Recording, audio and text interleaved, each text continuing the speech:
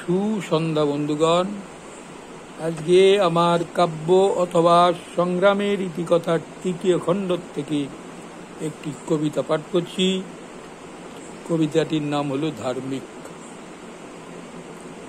ইংরেজরা চলে গেছে, কিন্তু মূল নিবাসীরা নয় স্বাধীন। যে মূল নিবাসী মানতে চায় না, সে সত্যি একটি অর্বাচীন। সম্মান নাই ছিটে ফোঁটা, নেই কো পেটে ভাত, তবুও মোরা বড়াই করি আমরা স্বাধীন জাত। অনাহারে মরছে মানুষ, ধর্ষিতা হচ্ছে কত নারী, অপুষ্টিতে ভুগছে অসংখ্য, চিকিৎসা কোথায় তারি। কৃষি প্রধান দেশের কৃষক বাধ্য হচ্ছে করতে আত্মহত্যা। মনুবাদীরা দিচ্ছে বিধান, খোঁজো বসে সবাই পরমাত্মা।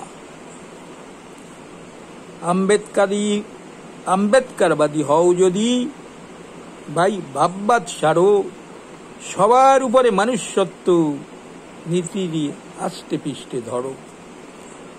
বিবেক চেতনা জাগাও, মনুষ্যত্বের করো সাধনা, সারা বিশ্বের মানুষের ক্রন্দন দেয় নাকি বেদনা।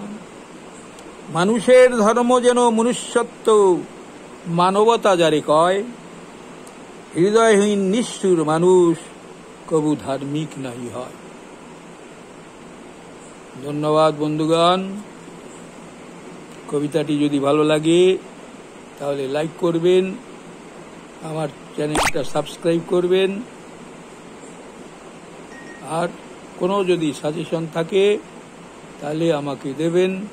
আমার ফোন নাম্বার, মোবাইল নাম্বার 8777274632, 8777274632। ধন্যবাদ সবাইকে। ভালো থাকবেন, ভালো রাখবেন।